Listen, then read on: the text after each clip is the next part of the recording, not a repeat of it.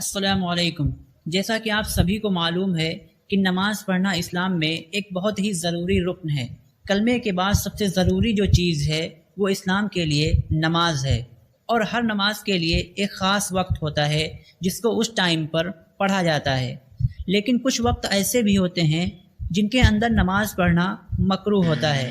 تو پورے دن میں 3 طریقے کے وقت ایسے ہوتے ہیں جن میں نماز پڑھنا مکروہ ہوتا ہے۔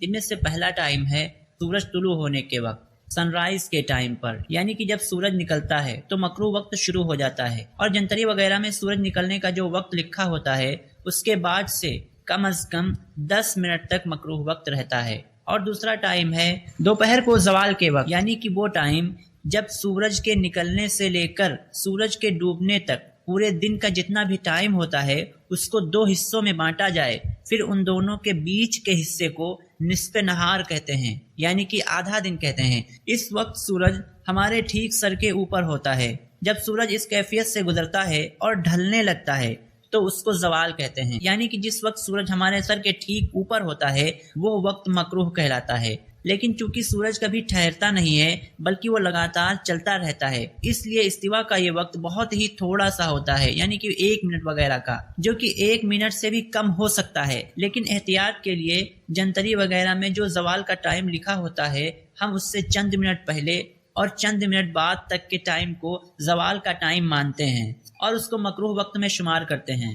اسی وجہ سے علماء نے زوال کے وقت سے 5 منٹ پہلے اور 5 منٹ کے بعد احتیاط کے طور پر مکروہ وقت ماننے کی صلاح دی ہے۔ اور تیسرا وہ وقت ہے جب سورج ڈوبتا ہے، یعنی کہ جب سورج کے ڈوبنے کا وقت آتا ہے تو سورج کا رنگ پیلا پڑ جاتا ہے، اس کی طرف دیکھنے سے نگاہوں پر کچھ خاص اثر نہیں پڑتا ہے، یہاں سے مکروہ وقت شروع ہو جاتا ہے۔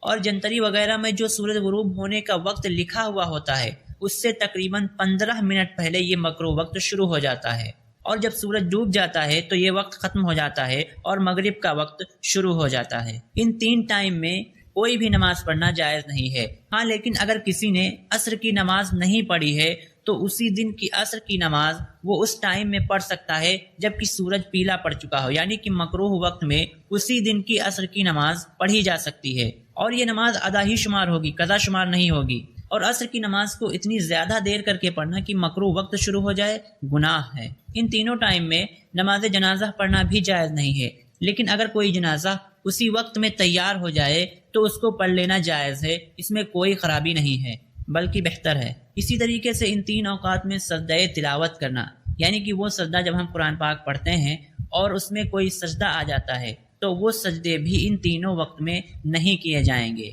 یعنی کہ ان تینوں وقت میں سجدہ تلاوت کرنا بھی جائز نہیں ہے۔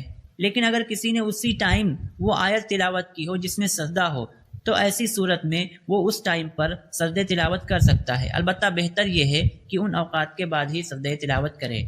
ان مکروہ ٹائم میں قرآن کریم کی تلاوت کرنا جائز ہے، لیکن بہتر یہ ہے کہ قرآن کریم کی تلاوت کے بجائے درود شریف، استغفار یا پھر ذکر میں مشغول ہوا جائے۔ اسی طریقے سے فجر اور عصر کی نمازوں میں بھی کچھ خاص نمازوں کے لیے کچھ وقت مکروہ ہوتا ہے، ہم نے ان کو فجر اور عصر کے وقت میں بیان کیا ہے۔